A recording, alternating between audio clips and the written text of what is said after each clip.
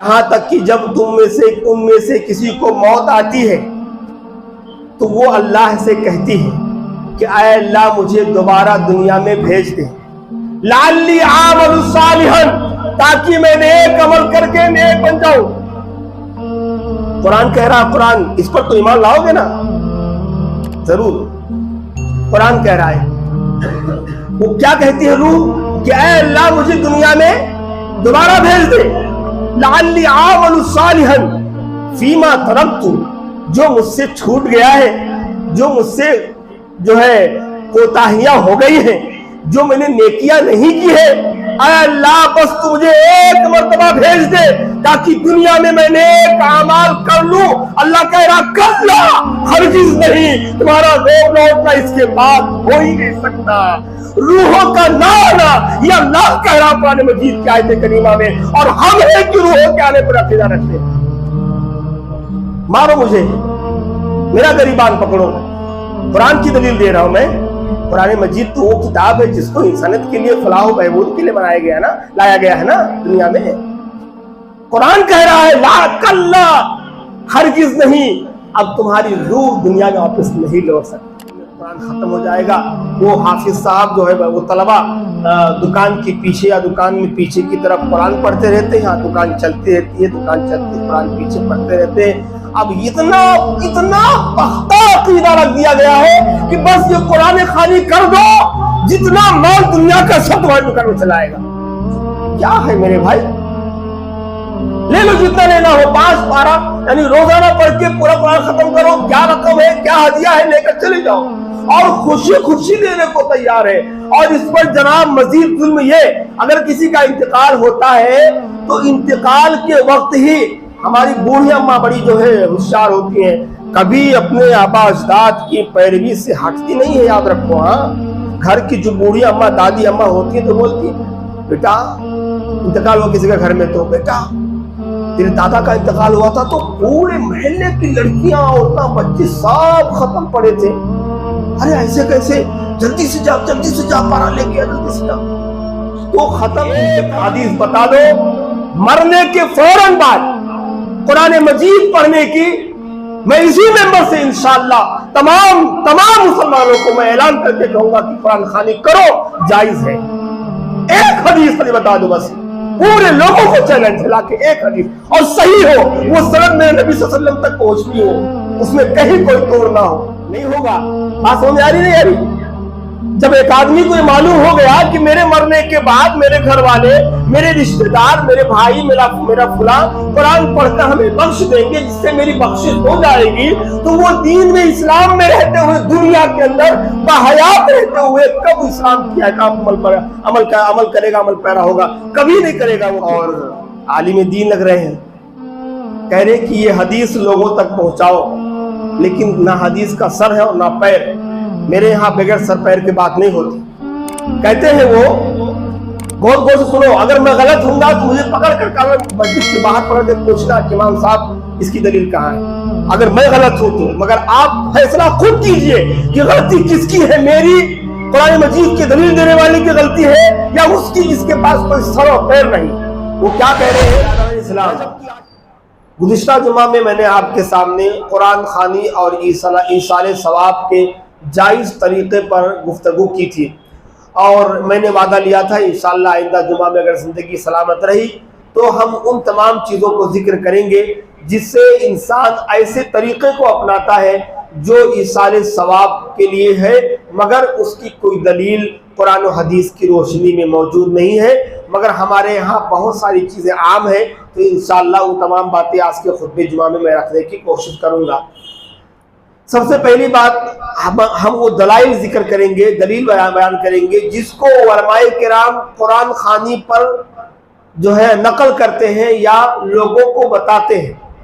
افسوس تو یہ ہے کہ جس روایت کا کوئی سر اور پیر نہیں ہے، اس حدیث کو ممبر رسول سے کھڑے ہو کر دھڑلے کے ساتھ بیان کیا جاتا ہے اور لوگوں کو ترغیب دی جاتی ہے۔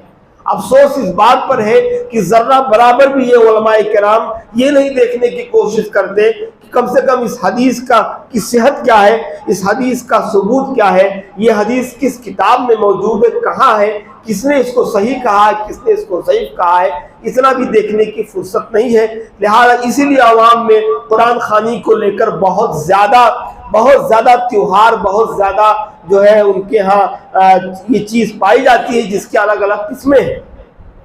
میں پہلے حدیث بیان کروں گا، ان حدیثوں کو، اس کے بعد میں صحیح انداز سے کیا کیا کس چیزوں سے نقصان نہیں ہے، قرآن خوانی کے علاوہ کون سی چیز میت کو نہیں پہنچتا، اس کا ذکر میں آپ کے سامنے کروں گا۔ پہلی دلیل دی جاتی ہے سنن ابو داؤد کی روایت ہے۔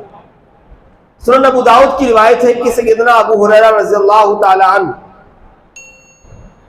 شہر اہلا یا اہلا کے رہنے والوں کو آپ نے کہا کہ تم میں سے کون ہے جو مسجد اشاریہ میں جائے اور 2 رکعت یا 4 رکعت ادا کرے اور اس کے بعد کہے کہ یہ 4 اور 2 رکعت ابو ہریرہ کے لیے ہے بخشوانا، یہ 4 رکعت یا 2 رکعت سیدنا ابو ہریرہ کے لیے ہے، تم میں سے کون ہے جو ایسا کرے؟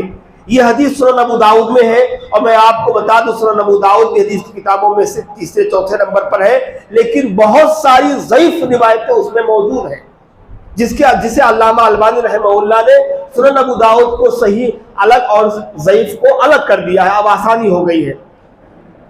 اس روایت کے اندر ایک راوی ہے جو مجہول ہے، جس وجہ سے روایت ضعیف ہے، جس کا نام احمد بن درہم یا کچھ تو ہے، جس کے بارے میں علماء کرام نے لکھا ہے کہ یہ آدمی اس روایت کے اندر مجہول ہے، لہذا اس روایت کو قابل قبول نہیں مانا جا سکتا۔ دوسرا ہے، امام نووی رحمۃ اللہ علیہ نے الاذکار میں نقل کیا ہے، احمد بن محمد المروزی وہ بیان کرتے ہیں کہ میں امام احمد بن حنبل رحمۃ اللہ علیہ سے سنا، کیا سنا؟ وہ کہتے تھے کہ جو آدمی قبرستان جائے تو اسے چاہیے کہ قل اعوذ برب الناس، قل اعوذ برب الفلق، قل هو اللہ احد اور سورہ فاتحہ پڑھ کر قبرستان کے تمام مردوں کو بخش دے۔ اس حدیث یا اس قول کے بارے میں 2 قول۔ پہلا، بعض علماء کرام نے امام احمد بن حنبل سے اس روایت، اس قول کے اس بات کا انکار کیا ہے کہ ان کی طرف بات کو منسوب کیا گیا ہے۔ امام احمد بن حنبل رحمۃ اللہ علیہ نے ایسی کوئی بات نہیں کی ہے، پہلا جواب۔ دوسرا جواب یہ ہے کہ کوئی بھی صریح روایت اگر امام احمد بن حنبل رحمۃ اللہ علیہ نے اسے بیان کیا ہے تو اس کی دلیل کے طور پر انہوں نے کوئی مرفوع روایت نقل نہیں کی ہے، لہذا جب امام کی بھی بات کسی حدیث اور کسی قرآن مجید کی کسی آیت میں موجود نہ ہو تو کسی بھی امام کی بات بھی تسلیم نہیں کی جائے گی، اس لیے یہ روایت بھی قابل قبول نہیں ہے۔ امام محمد سمرقندی نے فضائل قل هو اللہ احد کے تحت حضرت علی بن ابی طالب رضی اللہ عنہ کو روایت کو بیان کیا ہے۔ یہ روایت بھی عوام میں مشہور ہے، جتنی 4 سے 5 روایتیں سب بیان کر کو میں بتاؤں گا کس طرح سے جو ہے لوگ اس پہ عمل کرتے ہیں۔ علی بن ابی طالب رضی اللہ عنہ کہتے ہیں کہ جو شخص قبرستان جائے اور وہ قل هو اللہ احد 11 مرتبہ پڑھے، کتنی مرتبہ؟ 11 مرتبہ۔ ذہن لگا کے سنو، کیونکہ اب ادھر آپ کی باتیں آئیں گی دوسرے مساجد سے، علماء کرام کی طرف سے 11 14 15، تو دھیان میں رہنا کہ میں یہاں پہ کیا سنا تھا۔ جو آدمی قبرستان جائے 11 مرتبہ قل اللہ احد پڑھے تو وہاں جتنے بھی مردے ہیں اس کے تعداد کے حساب سے جو ہے اس کو ثواب عطا کیا جاتا ہے۔ یہ روایت بھی ضعیف ہے۔ ایک اور روایت ہے، وہ بھی بیان کیا جاتا ہے، دوسری کی حدیث کی کتابوں میں موجود ہے کہ جو آدمی قبرستان جائے اور وہ آیت الکرسی پڑھ کر ان پر دم کرے یا ان کو بخشوائے، جتنے بھی لوگ ہیں ان کو بخش دے، تو اللہ تعالیٰ اس قبر میں جتنے بھی لوگ ہیں اللہ تعالیٰ ان کے عذاب میں تخفیف کر دیتا ہے، کمی کر دیتا ہے۔ یہ روایت بھی ضعیف اور موضوع ہے۔ ایک اور روایت ہے جس میں قل هو اللہ احد، سورہ ناس، سورہ فلق پڑھنے کا ذکر ہے، جو آدمی پڑھے گا تو اللہ تعالیٰ اس کے مرنے والے کی قبر کو کشادہ کر دیتا ہے، مشرق اور مغرب کے درمیان جتنی قبریں ہیں سب کو نور سے بھر دیتا ہے، اور جتنے مردے ہیں ان کے مطابق ان کو ثواب لکھا جاتا ہے، کئی گناہ نیکیاں اور کئی گناہ اس کے مٹائے جاتے ہیں پڑھنے والے کے۔ لہذا جب تم قبرستان جاؤ تو تم قل اللہ احد، قل رب الناس، قل رب الفلق اور سورہ فاتحہ ضرور بخشو۔ اس حدیث کو بھی علماء کرام نے موضوع کہا، گڑی ہوئی روایت ہے۔ ایک اور روایت باقی بچی ہے جس میں بیان کیا جاتا ہے، یا وہ حدیث ہے کہ جو آدمی قبرستان گیا اور اس نے سورہ فاتحہ اور الہاکم التکاثر، غور سے سنو آنے والا شب برات کی رات، لوگوں کے قبرستان کیسی چہل قدمی نظر آئی وہ سب جانتے ہیں، لیکن اللہ کی پناہ آدمی اس پہ عمل کرے جو قرآن و حدیث میں موجود ہو۔ جو آدمی قبرستان جائے سورہ فاتحہ اور الہاکم التکاثر پڑھ کر تمام مردوں کو بخش دیتا ہے تو قیامت کے دن قبرستان میں جتنے مردے مدفون ہیں یہ سب اس کے حق میں سفارش کریں گے۔ اگر ایسی ایسی فضیلتیں بیان کریں گے علماء کرام تو کون نہیں جائے گا بھاگ کر؟ بھائی کون نہیں جائے گا قبرستان بھاگ کر؟ کسی شوق نہیں ہوگا کہ میرے لیے قبرستان کے مردے سفارش کریں۔ یہ روایت بھی موضوع اور گڑھی ہوئی ہے، اس روایت کی کوئی اصل نہیں ہے۔ لہذا جتنے بھی قبرستان جا کر پڑھنے کی روایتیں ہیں یا قرآن خوانی کی ہے وہ تمام کی تمام موضوع ہیں، گڑھی ہوئی ہیں یا تو ضعیف۔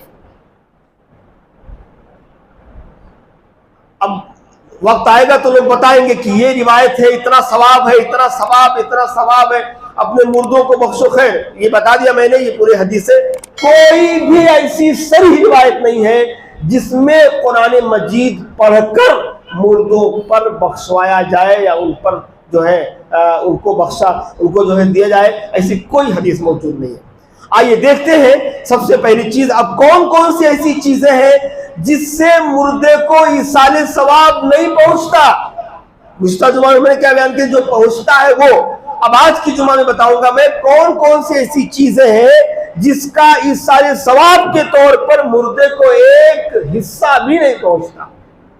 لوگوں نے بنا لیا، بہت کچھ بنا لیا ہے، لوگ اس کی داد و دہیش بھی دیتے ہیں اور داد دیتے ہیں، لوگ اس پر ہاں واہ کرتے ہیں، اور جا کے قبرستانوں میں یا پھر جو گھروں پہ کیا کیا چیزیں رائج جزا سنتے جاؤ غور سے۔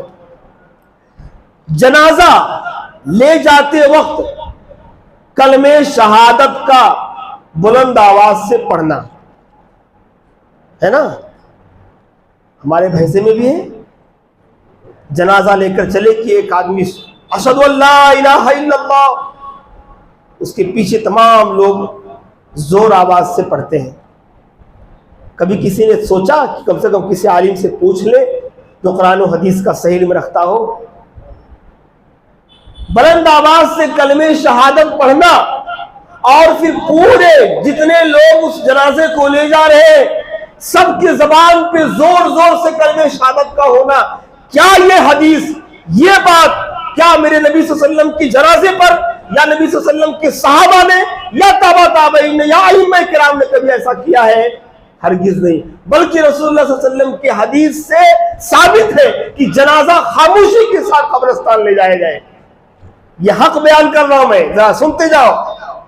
رسول اللہ صلی اللہ علیہ وسلم نے فرمایا لا تتبع الجنازۃ بصوت ولا نار، جنازے کے ساتھ آواز اور آگ کو نہیں لے جایا سکتا، جنازے کے ساتھ آگ اور آواز، بلند آواز کو ساتھ ساتھ نہیں لے جایا جا سکتا، یہ حدیث موجود ہے، یہ تو ہمیں ملتا ہے، لیکن جنازے کے وقت شہادت کا کلمہ شہادت کا اقرار کرنا یا اسے پڑھنا یہ کسی بھی صحیح حدیث سے ثابت نہیں ہے۔ لہذا جب بھی آپ کسی کے جنازے میں جائیں تو آپ کے دوست احباب ان کو بتایا جائے، اگر بتانے کا موقع ہو تو، کہ یہ ثابت نہیں ہے، لہذا خاموشی کے ساتھ جنازے کو قبرستان پہنچایا جائے۔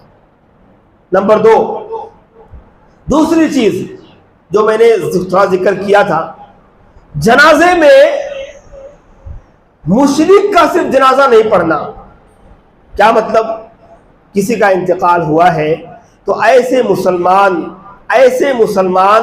جو نماز نہیں پڑھتے، ایسے مسلمان جو توحید پرست نہیں ہے، ایسے مسلمان جن کے ہاں शिर्क उनके खून में मौजूद है और शिर्क के वो बहुत दिलदादा है, मुशरिकों वाला अमल है। ऐसे लोग अगर जनाजा पढ़ते हैं और मय्यत के लिए दुआ करते हैं तो अल्लाह ऐसे आदमियों की दुआ कबूल नहीं करता। मैंने बताया तो गुज़श्ता जुमा में 40 अफराद की हदीस, सही मुस्लिम के अंदर वो रिवायत मौजूद है। अल्लाह के नबी सल्लल्लाहु अलैहि वसल्लम ने इरशाद फरमाया, मैं हदीस पढ़ देता हूँ, मा मिन मुस्लिमिन यमूतु फयक़ूमु अला जनाज़तिही 40 रजुलन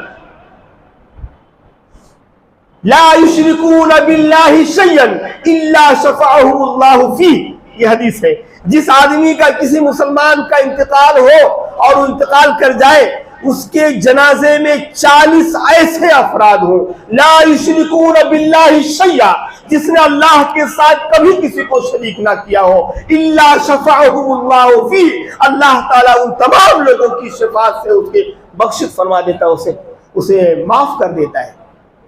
2 हो गए। तो ऐसे अफराद से बचा जाए, या ऐसे अफराद बिल्कुल, हाँ आप कह सकते हैं दूसरों को, अगर आपके यहाँ कोई ऐसे हम बेहतर लोग हैं जो तौहीद परस्त हो, आप कह सकते हैं कि हमारे जनाजे में ऐसी अफराद को लाया जाए जो वाकई तौहीद परस्त और शिर्क व बिदअत से दूर हो। नंबर 3, जनाजे के फौरन बाद, शायद यहाँ नहीं है, मैं तो नहीं देखता, लेकिन कई मकामात पर है, जनाजे के फौरन बाद जनाजा ले जाने से पहले पूरे लोग खड़े होकर दुआ करते हैं। मैं तो नहीं समझता कि यहाँ पे तो नहीं देखा मैं, चाहे हैदराबाद वगैरह में कहीं होगा, पढ़ने में तो आया है। जनाजा ले जाने से पहले, जनाजे की नमाज हो गई, लोग ऐसा गोल गोल इकट्ठा हो जाते हैं, उसके बाद इमाम साहब वहाँ खूब देर तक मग़फ़िरत की दुआ करते हैं। जनाजे की फौरन बाद उसकी साबित कदमी के लिए दुआ करना, ये तो किसी हदीस साबित नहीं है। हाँ है, वो कब्रिस्तान के जाने तदफीन कर देने के बाद का है, लेकिन जनाजे के फौरन बाद खड़े होकर उसकी साबित कदमी के लिए दुआ करना ऐसे किसी हदीस से साबित नहीं है, बल्कि अल्लाह ताला ऐसे शख्स को साबित कदम रखता है जिसकी ज़िंदगी तौहीद पर गुजरी हो, जो शिर्क व बिदअत से बहुत दूर रहा हो। अल्लाह ने खुद फरमाया, युसब्बितुल्लाहु लदीना आमनू बिलक़ौलि साबित, अल्लाह ताला उन अहले ईमान को साबित कदम रखता है कौले साबित की तरह, दुनिया में भी और आखिरत में भी। दुनिया से मुराद अज़ाब कब्र से और आखिरत से मुराद आखिरत के अज़ाब से। ये 23वें पारे सूरह राद सूरह इब्राहिम की आयत है। अल्लाह ताला ऐसे अहले ईमान को जो तौहीद परस्त हो, अकीदे में पख्ते हो, शिर्क व बिदअत से दूर हो, अल्लाह ऐसे शख्स को अज़ाब कब्र से महफूज रखता है और जो है अज़ाब से महफूज रखता है, उसके लिए साबित कदमी है, लेकिन दूसरों के लिए नहीं, चाहे वो कितनी भी दुआ वहां कर ली जाए। खैर, उसके बाद अब जनाजे को ले जाते वक्त ये जितनी बातें बता रहा हूं मैं, सब ईसाल सवाब के ज़राए हैं जो लोग बना के रखे हैं। मार्केट में कुरान मजीद की आयतें लिखी हुई चादर मिलती हैं। चादर बाज़ लोग सऊदीया से खरीद के, कहीं से भी तो दूसरी जगहों से लेकर आते हैं और मार्केट में अवेलेबल है। उसको क्या करते हैं, खरीद के लेकर आते हैं। जनाजा नहला देने के बाद क्या करते हैं, उसको ले जाते वक्त उसको लपेट देते हैं, मय्यत को लपेट देते हैं, जनाजा पढ़ते हैं। उसके बाद उस चादर को साथ साथ ले जाकर तदफीन के वक्त उसके कब्र में चादर के साथ उसे उतारते हैं, जिस पर कुरान मजीद की आयतें लिखी होती है। और बताया जाता है कि इसलिए ऐसा किया जाता है ताकि उसके सवाल जवाब में आसानी हो। कुरान मजीद की चादर का, लिखी हुई आयतों का की चादर का ले जाना किसी भी हदीस से साबित नहीं है। नहीं तो सहाबा किराम उम्दा बेहतर बेहतर बना कर रखे होते थे, और सहाबा के बाद उनकी जो है ताबईन भी ऐसा करते थे, मगर किसी ने भी ऐसी बात का तस्करा नहीं किया है कि मुर्दे के ऊपर कुरान मजीद की आयतों का लिखा हुआ चादर लटका कर लाया जाए, कब्रिस्तान में तदफीन के वक्त उसे चादर के साथ दफन किया जाए। ऐसा कहीं भी किसी भी हदीस में साबित नहीं है। लिहाजा अगर आप चाहें, जैसे बाद दफ़ा मस्जिदों में वो जो खाट रहता है ना, उसके ऊपर भी डालते हैं, कोई ज़रूरत नहीं है, कोई ज़रूरत नहीं डालने की। कफन के साथ उस मुर्दे को उसमें डाल दो, कब्रिस्तान ले जाओ, उसे उसके ऊपर डालने की कोई ज़रूरत नहीं है, क्योंकि ऐसी चीज़ें भी कहीं सबूत नहीं मिलता। लिहाजा कफन के साथ उस खाट में रख दो और कुछ लोग उसको लेकर आहिस्ता आहिस्ता खामोशी के साथ कब्रिस्तान लेकर चले जाए। ठीक है। اب آ گیا مسئلہ، مردے کو قبرستان لے گئے، اب تدفین کا وقت ہے، تو میت کو اتارتے وقت قرآن مجید کی تلاوت کرنا۔ ہاں، کچھ لوگ سورہ یاسین پڑھتے ہیں، اور ایک حدیث ہے جس کی جو ضعیف بلکہ گھڑی ہوئی روایت ہے، اقرؤوا یاسین الی موتاکم، اپنے مردوں کے سامنے سورہ یاسین پڑھا کرو۔ یہ حدیث موضوع ہے، گھڑی ہوئی ہے۔ اب کیا کہا جائے، پوری کی پوری ٹیم ہی اسی میں ملوث ہے، تو اب کتنی موضوع اور گڑی ہوئی روایت بیان کی جائے۔ سورہ یاسین قرآن کا دل کہا جاتا ہے، کوئی ایسی حدیث مجھے دکھا دو۔ سورہ جو ہے یاسین اپنے جان نکلنے والے اپنے میت کے سامنے پڑھو، اس سے روح آسانی سے نکلتی ہے، کوئی حدیث مجھے دکھا دو۔ تو وہاں پر کیا کرتے ہیں، جیسے میت کو رکھ دیا گیا نا، اب مٹی ڈال رہے ہیں، یا اتارتے وقت سورہ طٰہٰ کی ایک آیت ہے جناب، منہا خلقناکم وفیہا نعیدکم ومنہا نخرجکم تارۃ اخری، ہم نے تمہیں مٹی سے پیدا کیا ہے، مٹی ہی میں ہم تمہیں ڈالیں گے، اور اسی مٹی سے دوبارہ ہم تمہیں اٹھائیں گے۔ یہ پڑھا جاتا، لوگ کثرت سے پڑھتے ہیں۔ کون سی حدیث ہے؟ جب میری والدہ کا انتقال ہوا تھا ممبئی میں، تو وہاں پہ دفنانے والے پڑھنے لگے، تو میں دنگ رہ گیا کہ یہ کون سی، میرے تعلیمی دور میں نے کبھی پڑھا نہیں کسی کتاب میں کی آیت کریمہ پڑھی جاتی ہے، نہیں پڑھنا۔ کسی بھی حدیث میں ثابت نہیں ہے کہ میت کو اتارتے وقت سورہ طٰہٰ کی آیت کریمہ پڑھی جائے۔ ہاں، قرآن مجید کی آیت ہے، اور ہمیں بتایا گیا ہے کہ مٹی ہی ہمارا وجود ہے، اور اسی میں ہمیں جانا ہے، اور اللہ تعالیٰ ہماری ریڑھ کی ہڈی سے دوبارہ ہمیں زندہ کرے گا، اس میں کوئی شک نہیں ہے۔ قرآن مجید کے مطلب آیت کریمہ کا معنی مفہوم بھی یہی ہے، مگر اسے خاص موقع پر پڑھ کر میت کو اتارنا کسی بھی حدیث سے ثابت نہیں ہے۔ اور آگے پڑھیں، میت کو اتار دینے کے بعد قبر پر قرآن مجید کی تلاوت کرنا، کبھی بھی ہو، چاہے میت کو دفنانے کے بعد ہو، چاہے کسی اور خاص دن ہو یا کسی خاص موقع پر ہو، جیسا کہ بعض دفعہ لوگ جاتے ہیں قرآن مجید وہاں پڑھتے ہیں، کچھ آیتیں پڑھتے ہیں، کچھ لوگوں کی ترغیب ہے سورہ بقرہ پڑھو، سورہ بقرہ کی یہ آیت کریمہ پڑھو، سورہ نساء کی یہ آیت پڑھو، سورہ جو ہے یاسین کی آیت کریمہ پڑھو، سورہ رحمان کی یہ پڑھو۔ مجھے خالی اتنا بتا دیجئے، کیا قبرستان میں قرآن پڑھ سکتے ہیں؟ کیا قبرستان میں قرآن پڑھ سکتے ہیں؟ قرآن جس پر نازل کیا گیا اس نے خود قرآن مجید نہیں پڑھے، ہمارے نبی صلی اللہ علیہ وسلم نے خود قرآن کی تلاوت جنت البقیع میں نہیں کی، جس پر قرآن مجید اتارا گیا ہے، تو پھر آپ کے بعد آپ کے صحابہ نے قرآن نہیں پڑھا، تو پھر ہمیں یہ دلیل کہاں ملے گی قرآن پڑھنے کی؟ سورہ ناس پڑھو، سورہ فلق پڑھو، الہاکم التکاثر پڑھو، فلاں پڑھو، فلاں پڑھو، اور میں دلیل دوں گا، بغیر دلیل کی بات نہیں کرتا، میں دلیل دوں گا۔ اللہ کے نبی صلی اللہ علیہ وسلم نے ارشاد فرمایا، لا تجعلوا بیوتکم مقابر، اپنے گھروں کو قبرستان نہ بناؤ، ان الشیطان ینفر من البیت الذی فیہ سورۃ البقرہ، شیطان اس گھر سے بھاگ جاتا ہے جس میں سورہ بقرہ کی تلاوت کی جاتی ہو، گویا کہ وہ گھر جس میں قرآن نہ پڑھا جائے وہ کیا ہو جاتا ہے؟ قبرستان۔ لہذا قبرستان میں قرآن نہیں پڑھا جا سکتا۔ میں دلیل کے بغیر بات نہیں کرتا، دلیل دیا میں نے آپ کے سامنے۔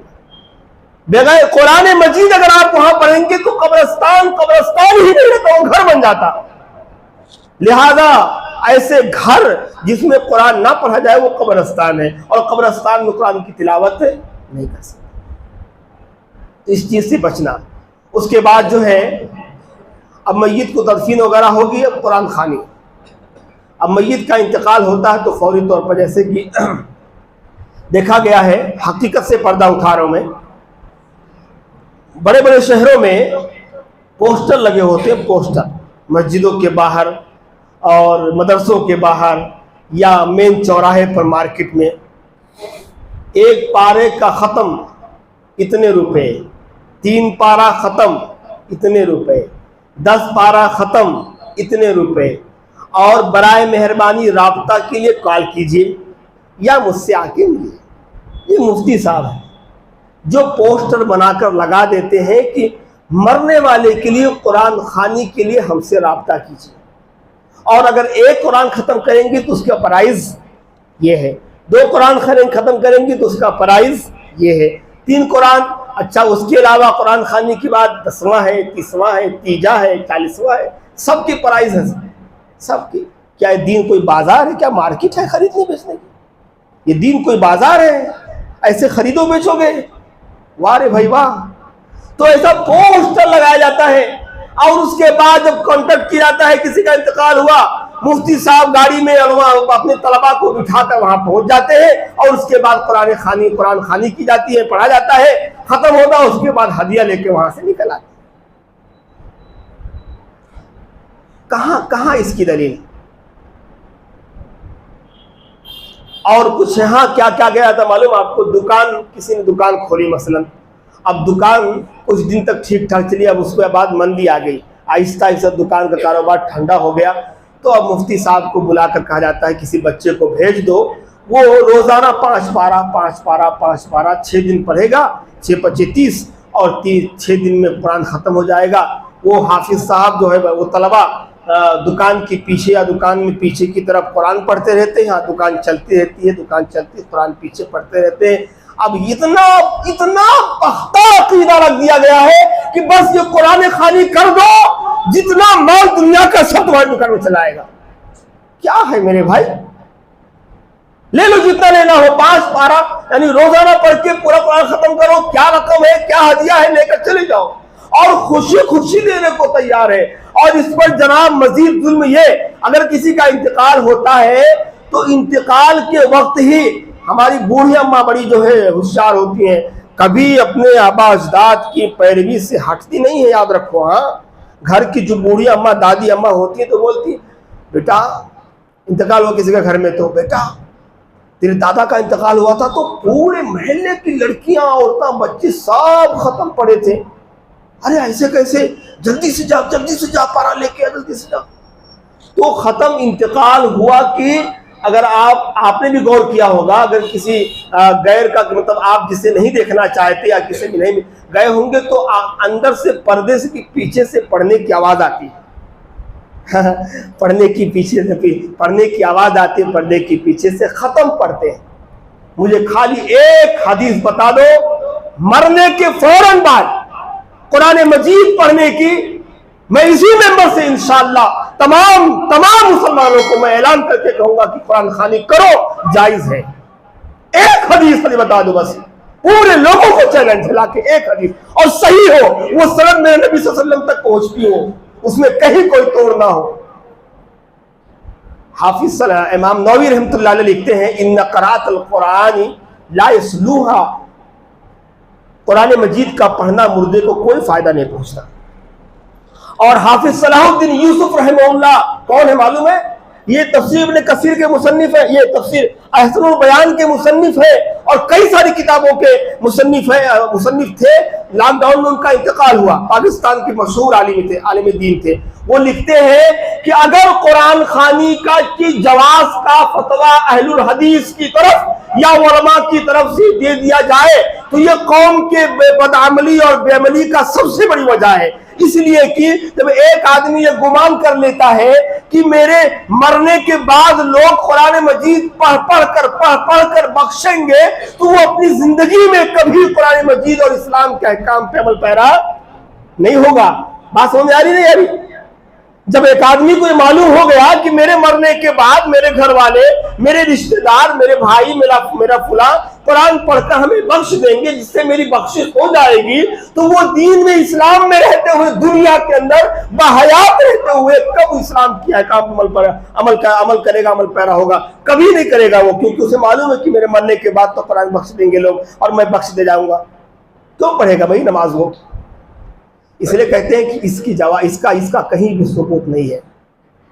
اچھا، کل سے ایک ویڈیو بہت وائرل ہو رہا ہے، ہمارے عبدالجمیل بھائی، حاجی بھائی مجھے ویڈیو بھیجے، بہت وائرل ہو رہا۔ ویڈیو میں ایک صاحب ہے، الحمدللہ چہرے پہ داڑھی ہے، ٹوپی ہے اور عالم دین لگ رہے ہیں، کہہ رہے کہ یہ حدیث لوگوں تک پہنچاؤ، لیکن نہ حدیث کا سر ہے اور نہ پیر. میرے یہاں بغیر سر پیر کی بات نہیں ہوتی. کہتے ہیں وہ، غور غور سے سنو، اگر میں غلط ہوں گا تو مجھے پکڑ کر مسجد کے باہر پکڑ کے پوچھنا کہ امام صاحب اس کی دلیل کہاں ہے، اگر میں غلط ہوں تو. مگر آپ فیصلہ خود کیجئے کہ غلطی کس کی ہے، میری قرآن مجید کی دلیل دینے والے کی غلطی ہے یا اس کی جس کے پاس کوئی سر اور پیر نہیں. وہ کیا کہہ رہے ہیں؟ رجب کی آج 3 تاریخ یا 4 تاریخ ہے. وہ کہہ رہے ہیں کہ حدیث ہے عبداللہ ابن عباس رضی اللہ عنہما کی کہ جب رجب کا پہلا جمعہ آئے تو اس دن روحیں اپنے اپنے قبروں سے نکل کر اپنے اپنے گھروں کے پاس آ کر آہو بکا کرتی ہیں. ویڈیو میں آپ کو سینڈ کر دوں گا، گروپ میں دیکھ لینا. اور روتی ہوئی کہتی ہیں کہ لوگ، ارے فلاں مجھے تمہارے صدقے کی ضرورت ہے، مجھے تمہارے مسکین کے کھانوں کی ضرورت ہے، مجھے تمہارے پیسوں کی ضرورت ہے، تم غریبوں مسکینوں میں صدقہ خیرات کرو. اور وہ روحیں روتی ہیں. تو اے لوگوں، اس حدیث کے مطابق تم اس جمعہ کو جو رجب کا پہلا جمعہ ہے، یہی جمعہ آج کا جو رجب کا پہلا جمعہ ہے، اس دن تم گھروں میں چراغ جلاؤ، کھانا پکاؤ، مسکینوں کو کپڑے دو اور دعاؤں میں شریک رہو. اس حدیث کو لوگوں تک پہنچاؤ، تمہیں بہت ثواب ملے گا. سادہ سودہ لوگ بیچارے جو کم علم ہے، ارے کیا بات ہے، آج جمعہ تو آ گیا، آج ہی جمعہ ہے اور مفتی صاحب بولے نا ہمارے ایسا کرنا ہے، ارے کمرے کو صاف کرو، سب روحیں آئیں گی، آج روئیں گے، ہمارے دادا کا انتقال ہوا، بابا کا انتقال ہوا، اماں کا انتقال ہوا، نانا کا انتقال ہوا، نانی کا انتقال ہوا، سب کی روحوں کو بخشنا ہے نا، اب پورے گھر کو صفائی کر لو، آج جمعہ ہے. خالی اتنا پوچھوں گا، مجھ سے کہو مولانا آپ کے پاس کیا دلیل ہے؟ میری دلیل قرآن مجید کی آیت. اوہو، بات ہوتی تو قرآن اور حدیث کی. قرآن مجید کی آیت، سورہ مومنون، نوٹ کر لو، سورہ مومنون 18واں پارہ، سورہ مومنون 18واں پارہ میں اللہ تبارک و تعالی ارشاد فرماتا ہے، حَتَّى إِذَا جَاءَ أَحَدَهُمُ الْمَوْتُ قَالَ رَبِّ ارْجِعُونِ. یہاں تک کہ جب ان میں سے کسی کو موت آتی ہے تو وہ اللہ سے کہتی ہے کہ اے اللہ مجھے دوبارہ دنیا میں بھیج دے، لعلی اعمل صالحا، تاکہ میں نیک عمل کر کے نیک بن جاؤں. قرآن کہہ رہا، قرآن اس پر تو ایمان لاؤ گے نا؟ ضرور. قرآن کہہ رہا ہے، وہ کیا کہتی ہے روح کہ اے اللہ مجھے دنیا میں دوبارہ بھیج دے، لعلی اعمل صالحا فیما ترکت، جو مجھ سے چھوٹ گیا ہے، جو مجھ سے جو ہے کوتاہیاں ہو گئی ہیں، جو میں نے نیکیاں نہیں کی ہے، اے اللہ بس تو مجھے ایک مرتبہ بھیج دے تاکہ دنیا میں نیک اعمال کر لوں. اللہ کہہ رہا کلا، ہرگز نہیں، تمہارا روح لوٹنا اس کے بعد ہو ہی نہیں سکتا.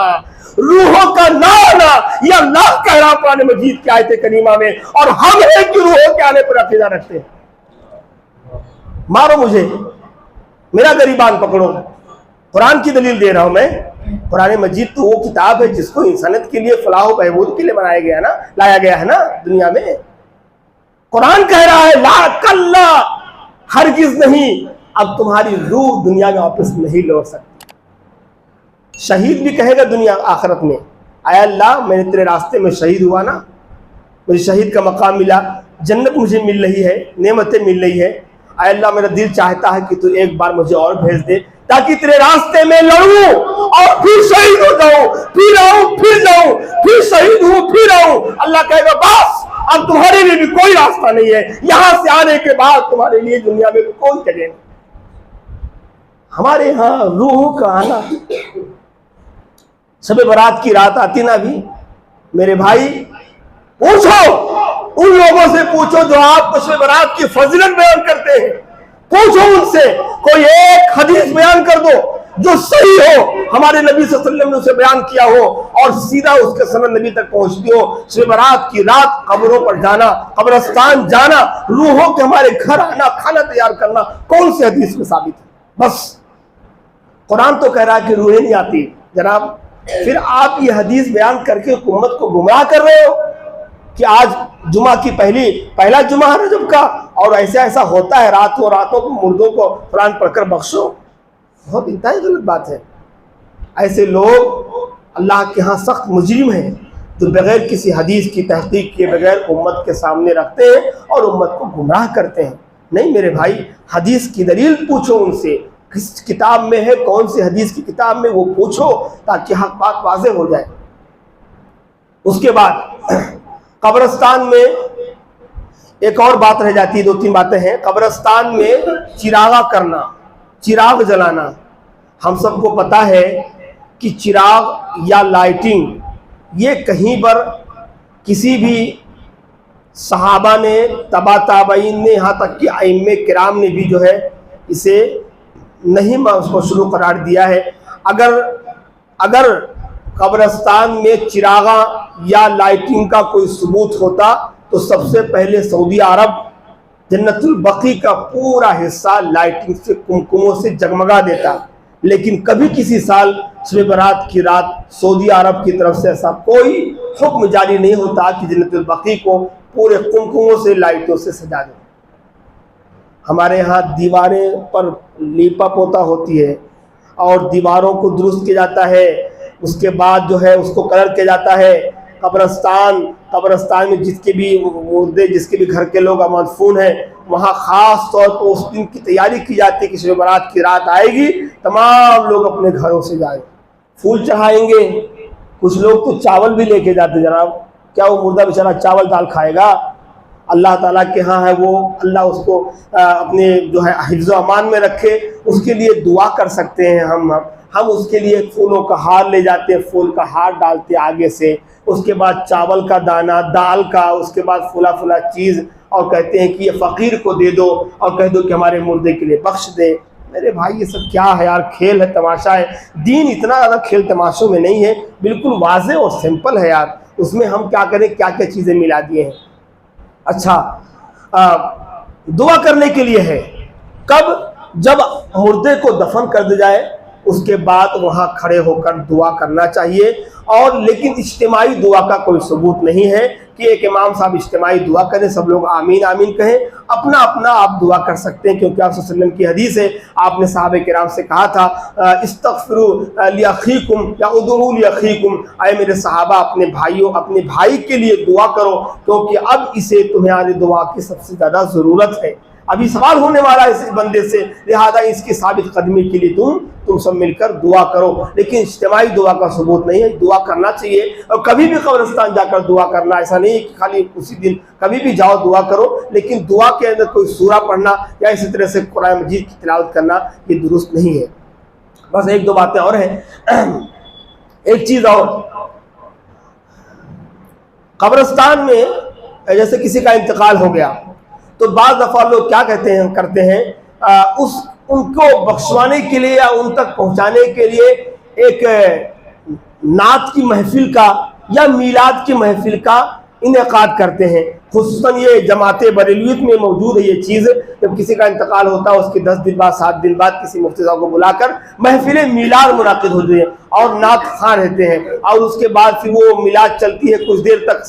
اس کے بعد جو ہے پھر آخر میں کھانا کھلا کر ان کو بھیجا جاتا ہے، پورے جتنے بھی مجمع میں لوگ آئے ہوتے ہیں. معلوم یہ کہاں سے آئی؟ یہ شیعوں کی ایجاد ہے. شیعہ لوگ جب اس کے یہاں کسی کا انتقال ہوتا ہے تو شیعہ کیا کرتے ہیں، اپنے یہاں محفل عزا جسے بولتے ہیں، صحابہ کرام پر تہمت لعن تان کے لیے محفل منعقد کرتے ہیں.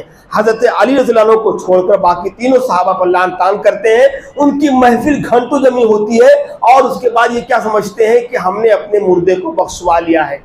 تو یہ وہاں سے شیعوں سے آئی ہے اس میں، مسلمانوں کی اس جماعت میں، اور اسے لوگ اہتمام کرتے ہیں. ایسے کسی محفل کا تذکرہ نہیں ہے. یہاں تک کہ صحابی ہیں جابر بن عبداللہ رضی اللہ عنہ یا دوسرے صحابی ہیں، ان کا کہنا ہے کہ ہم میت کے گھر ٹھہرنے اور وہاں کھانے کو نوحہ شمار کرتے تھے. کب؟ انتقال کے بعد. میت کے گھر دیر تک ٹھہرنے اور وہاں کوئی چیز کھانے کو ہم نوحہ شمار کرتے تھے. ہمارے ہاں یہ تصور تھا کہ ہم میت کے ہاں ٹھہرنا اور ان کے پاس جو ہے وہاں کھانا کھانا یہ نوحہ میں سے شمار ہوتا تھا. لہذا ایسا درست نہیں ہے. ہاں البتہ ایک صورت یہ ہے، اگر کچھ لوگ مہمان کے طور پر باہر سے آئے ہیں، مثلا ممبئی سے حیدرآباد سے، ظاہر بات ہے مرنے والے کے گھر تو کھانا تو نہیں بنے گا، البتہ کچھ دوسرے احباب جو اس کی رشتہ داروں میں سے ہیں وہ اپنے گھر سے کھانا بنا کر دے دیں، یا کسی ہوٹل والے کو بول دیں وہ کھانا لا کر دے دے، تاکہ میت کے گھر والے اور اس کے مہمان کھانا کھا سکے، کوئی بھوکا نہ سوئے۔ اس صورت میں جائز ہے، لیکن الگ سے ایک دعوت کا اہتمام کرنا اور ایک دن دو دن رک کر بہترین دعوت کرنا اور اس کے بعد اس پہ لاکھوں روپے خرچ کرنا اور غریبوں مسکینوں اور اس کے بعد دوسرے لوگوں کو بلانا اور کہنا یہ تمام کے تمام چیزیں ہمارے مردے کو بخشنے کے لیے ہے، اس کا کوئی ثبوت نہیں ہے۔ آپ جو ہے کھانا کھلا سکتے ہیں، عام طور پر ایسے بھی آپ ان کا ثواب مل جائے گا، لیکن آپ اس کو خاص کرنا کسی دن کے لیے یہ درست اور جائز نہیں ہے۔ اسی طرح سے ایک آخری بات، مردے کے لیے کیا کرتے ہیں جس کی نماز قضا پڑھی جاتی ہے، نماز قضا یعنی قضا نماز، اب بیچارہ انتقال کر گیا اس نے نماز نہیں پڑھی، تو کچھ لوگ کیا کہتے ہیں ارے کم سے کم وہ نہیں پڑھا تو اپن پڑھ لیں گے اس کے لیے نماز قضا کے طور پر۔ اب ظہر کی نماز پڑھ رہے تو پھر عصر کے ٹائم پر پہلے آ گئے تو بولتے اب ظہر کی نماز اپنے بھائی کے لیے پڑھ لیں۔ نہیں، کسی بھی مرنے والے کے لیے نماز قضا نہیں ہے، جب اس نے خود اپنی زندگی میں نہیں پڑھا تو کوئی دوسرا اس کی نیابت میں نمازیں جو ہے قضا نہیں پڑھ سکتا، لہذا اس سے کوئی حدیث نہیں ہے، اس سے بچنا چاہیے۔ اچھا ایک اور بات، اب یہ تمام چیزیں میں آپ کی اس لیے رکھا ہوں تاکہ آپ اس کو سمجھیں سنیں اور دوسروں تک اس چیز کو پہنچائیں کہ اس کا ثبوت نہیں ہے۔ کچھ لوگ کیا کرتے ہیں معلوم، جو چھوٹ گیا مجھ سے، قبر میں اتارنے کے بعد زمزم کس لیے ہے؟ پینے کے لیے ہے، شفا ہے اس کے اندر، اور آپ صلی اللہ علیہ وسلم کی حدیث ہے زمزم جس ارادے سے پیا جائے جس نیت سے پیا جائے اس کے لیے شفا ہے۔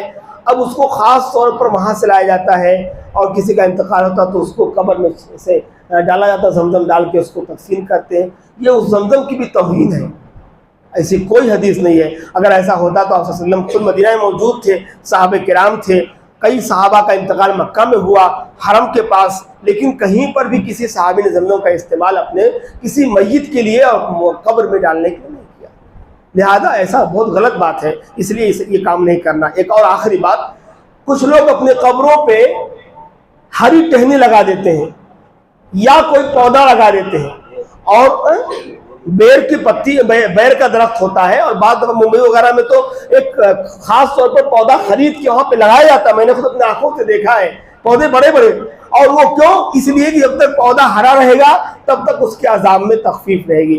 میرے بھائی، نبی صلی اللہ علیہ وسلم کا یہ واقعہ ہے، آپ قبر کے پاس سے گزر رہے تھے، آپ کا گھوڑا یا خچر بدکا، آپ قریب تھا کہ رسول صلی اللہ علیہ وسلم نیچے گر جاتے، آپ اتر گئے، آپ نے پوچھا کہ دونوں قبر کس کی ہے؟ صحابہ نے کہا رسول فلاں ابن فلاں فلاں ابن فلاں کی ہے۔ آپ نے فرمایا ان دونوں کو قبر کا عذاب ہو رہا ہے، اور اس کے بعد آپ نے کہا کہ ان دونوں کو قبر کا عذاب بہت بڑے گناہ سے نہیں ہو رہا ہے بلکہ مختصر گناہ ہے۔ ایک اس میں سے وہ آدمی تھا جو غیبت کیا کرتا تھا، چغلی کھایا کرتا تھا، اور دوسرا وہ آدمی تھا جو پیشاب کے چیٹے سے نہیں بچا کرتا تھا۔ پھر آپ نے ایک ٹہنی توڑی اور وہاں لگا دی، اور آپ نے فرمایا کہ جب تک یہ ٹہنی ہری رہے گی تب تک جو ہے اس کے عذاب میں تخفیف رہے گی۔ میں پوچھنا چاہتا ہوں، نبی صلی اللہ علیہ وسلم کو تو خبر دی گئی، آپ کو بتایا گیا کہ قبر میں ان کو عذاب ہو رہا ہے، ہم میں سے کس کو معلوم ہے کہ کس کے ساتھ کیا ہو رہا ہے؟ سمپل سی بات ہے بھائی، ویری سمپل۔ ہم میں سے کس کو معلوم ہے کہ اس قبر میں ہونے والے کو عذاب ہو رہا ہے؟ ہو سکتا ہے ہم جس پر ٹہنی لگا رہے ہو وہ جنت کی اعلیٰ نعمتوں میں ہو، جنت کی کھڑکی سے آنے والی ہواؤں میں ہو، جنت کے بستر پر ہو، تو اس پر ٹہنی لگانے کا فائدہ کیا ہے؟ ہمیں نہیں پتا اس کے بارے میں، اس کے تعلق سے، تو ہمیں یہ کام کرنے کی ضرورت ہی کیا ہے؟ ہمارے نبی کے لیے خاص تھا یہ حدیث، اور آپ کو معلوم تھا کہ انہیں عذاب قبر ہو رہا ہے، پھر آپ نے یہ کام کیا، پھر امت کے لیے کیسے ہو سکتا ہے؟ میرے بھائی، یہ حق بات، یہاں سے حق بیان کی جاتی ہے، اور کوئی بات بغیر دلیل کی نہیں ہوتی۔ لہذا یہ دو خطبہ جو میں نے گزشتہ جمعہ دیا ہے اور یہ جمعہ خاص طور پر یہ ویڈیو ریکارڈ کیا گیا ہے، میں گزارش کروں گا آپ نے جو ہے ریکارڈ کرنے والے، آپ نے جو ہے جمیعت الحدیث کے ذمہ داروں سے یہ ویڈیو کی کلپ بنا کر لوگوں میں دیجیے، ڈالیے، تاکہ لوگوں کو صحیح علم ہو سکے قرآن خوانی کے تعلق سے، اور قبرستان کے تعلق جتنی بدعت و خرافات ہے اس کا اسلام سے کوئی تعلق نہیں ہے۔ باری اللہ سے دعا ہے اللہ تبارک و تعالیٰ تمام اہل ایمان کو صحیح طور پر اسلام کے تمام احکام پر پیرا ہونے کی توفیق عطا فرمائے۔ باری اللہ صحیح دین پر اللہ ہم سب کو چلنے کی توفیق دے۔ باری اللہ جو حدیثیں، جو آیتیں، جو احادیث اے اللہ بالکل صحیح ہیں جو نبی سے ہم تک پہنچی ہیں، اللہ اس پہ عمل پیرا ہونے کی توفیق عطا فرما۔